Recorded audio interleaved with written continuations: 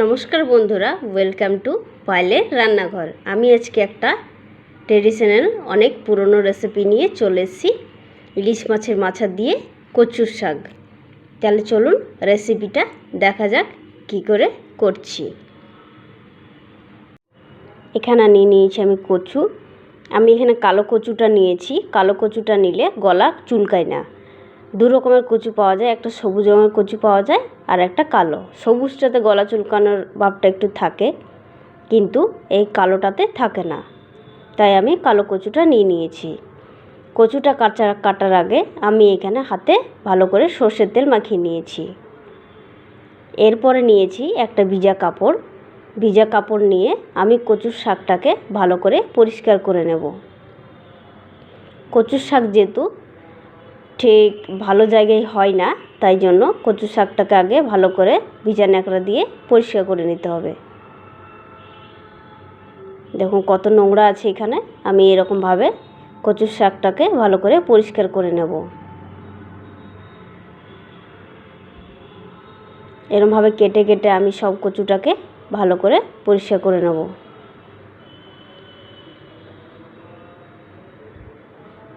কচুর শাক ভালো করে পরিষ্কার করে নেওয়াটাই ভালো, যেহেতু এটা নোংরা জায়গায় হয়।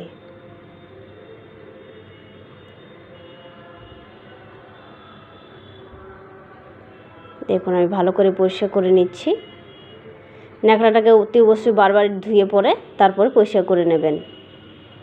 এখানে আমি সব পরিষ্কার করে নিয়ে নিয়েছি। এরপরে নিয়ে নিয়েছি একটা প্লাস্টিকটা পেতে নিলে নিচেটা দাগ হবে না, তাই জন্য আমি প্লাস্টিকটা পেতে নিয়েছি। এরপর আমি কচুটাকে কেটে নেব। আঁশগুলোকে ভালো করে ছাড়িয়ে নিতে হবে।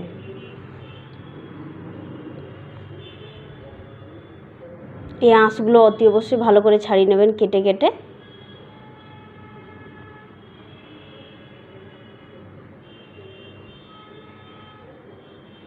আর চেষ্টা করবেন হাতে কচুটা কাটার আগে সর্ষের তেল মাখিয়ে নেবেন, তাহলে হাত চুলকাবে না।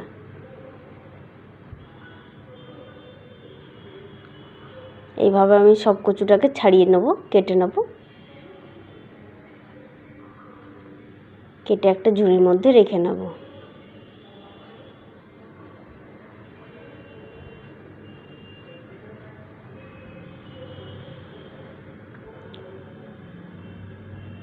কচু কাটা খুব সোজা, খুব ইজি, বেশি টাইম লাগে না কচু কাটতে। এইভাবে আমি কচু শাকটাকে ভালো করে ছাড়িয়ে কেটে নেব। এখানে আমি কচু শাকটা কেটে নিয়েছি। এই গোড়াটা আমি দিইনি, গোড়াটা রেখে দিয়েছি, আপনারা চাইলে দিয়ে দিতে পারেন। এখানে আমি কচু শাকটাকে ভালো করে 2-3 বার এরকম ছাতার সাহায্যে ধুয়ে নেব। হাত দিয়ে ধোবেন না, হাত চুলকাতে পারে, তাই জন্য আমি ছান্তা দিয়ে ভালো করে ধুয়ে তুলে নেব। অতি অবশ্যই 2-3 বার করে ভালো করে ধুয়ে নেবেন কচু শাকটাকে। এখানে কড়াইয়ে দিয়ে দিয়েছি জল, এরপর দিয়ে দিলাম নুন। এখানে দিয়ে দেবো কচুর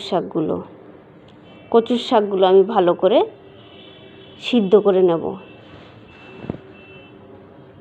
এখানে কচুর শাকগুলো আমার ভালো করে সিদ্ধ হয়ে গেছে। কচুর শাকগুলো ভালো করে তুলে ঠান্ডা জল দিয়ে ধুয়ে ভালো করে জলটাকে ঝরিয়ে নিতে হবে। এখানে আমি কচুর শাকটা ভালো করে জল ঝরিয়ে নিয়েছি। এরপর নিয়েছি একটা ইলিশ মাছের মাথা। কড়াইয়ে দিয়ে দিচ্ছি সর্ষের তেল।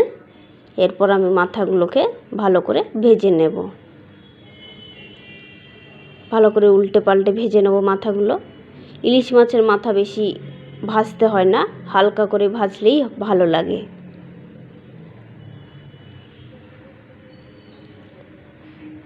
মাথাটাকে ভালো করে ভেজে এরপর আমি তুলে নেব।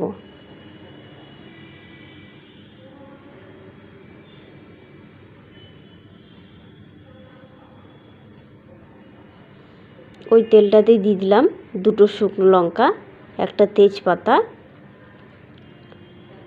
আর সামান্য সাদা জিরে। ফোড়নটা ভালো করে হতে দিতে হবে। জিরেগুলো হয়ে যাবে ভালো করে, মশলার একটা গন্ধ বেরোবে। মশলাটা হয়ে গেলে এরপরে দিয়ে দিলাম কচুর শাকগুলো। কচুর শাক এমনি ইলিশ মাছের মাথা দিয়ে করলে তো অসাধারণ লাগে খেতে, দারুণ টেস্ট। এক থালা ভাত এমনি খাওয়া যাবে, আর কিচ্ছু লাগবে না। এখানে আমি ভালো করে নাড়াচাড়া করে মিশিয়ে নেব। কচুর শাকে একটু তেলটা বেশি দেবেন, তাহলে টেস্টটা আরও বেশি ভালো হবে।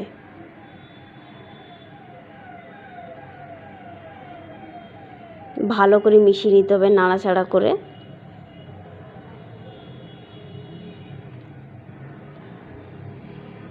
দিয়ে দিলাম স্বাদ মতো নুন। যেহেতু আমি কচুর শাকটাকে নুন দিয়ে সিদ্ধ করেছি, তাই জন্য এখানে পরিমাণ মতো নুন দিয়ে দিয়েছি। এরপরে দিয়ে দিলাম হলুদ। কচুর শাকটাকে এরকম বারবার নাড়াচাড়া করে ভালো করে কষিয়ে নিতে হবে। কচুর শাকে বেশি মশলা লাগে না, কিচ্ছু মশলা লাগে না, নুন হলুদ ফোড়ন দিয়েই হয়ে যায়, দারুণ টেস্ট হয়। বেশি মশলা দেবেন না, মশলা দিলে টেস্টটা থাকে না। এরপর দিয়ে দিলাম পরিমাণ মতন মিষ্টি। কচুর শাকে একটু মিষ্টি মিষ্টি করলেই ভালো লাগে। এরপরে দিয়ে দিলাম ইলিশ মাছের মাথাগুলো দিয়ে ভালো করে মাথাগুলো খুন্তির সাহায্যে এরকম করে ভেঙে নেব। ভেঙে পুরো মিশিয়ে দেব।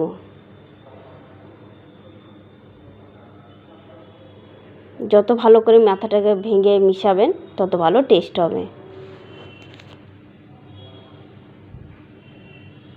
দেখুন এইভাবে বারবার নাড়াচাড়া করে ভালো করে মিশিয়ে নিতে হবে। এরপরে দিয়ে দিলাম কাঁচা লঙ্কা। আপনারা যেরকম ঝাল খাবেন সেরকমভাবে দেবেন।